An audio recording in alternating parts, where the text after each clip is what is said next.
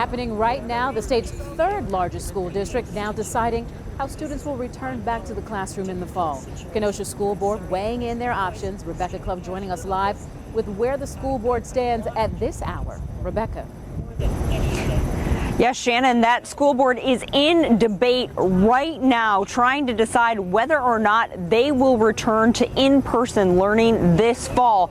But before the school board meeting got underway, the Kenosha Teachers Union rallied outside with students demanding a virtual return.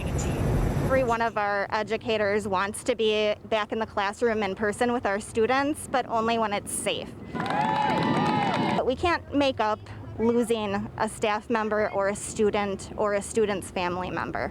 Inside the meeting, a majority of parents and grandparents called for in-person classes to start right away, as opposed to a virtual start. Just stand around, got nothing to do.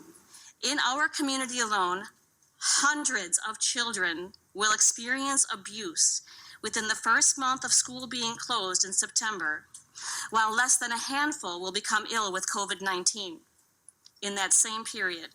You should not open schools physically. You have an option between no death, some death, and more death.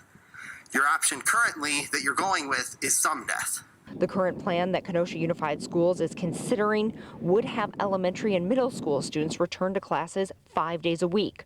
High school students would have a 4+1 model, which means they would go to school in person 4 days a week, and Friday would be an entirely virtual day.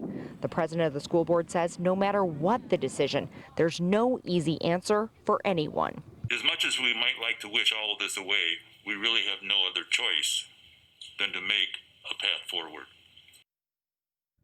And we just heard from the school board president, who says he does not want to see an in-person return this fall. But again, that vote still has not happened tonight at the Kenosha School Board. Now, no matter what happens, if an in-person school plan does move forward, parents would still have the options to send their children back to school virtually. Again, we'll be monitoring that and, of course, be bringing you all the results of that vote on TMJ4.com. Reporting live, Rebecca Clough, TMJ4 News.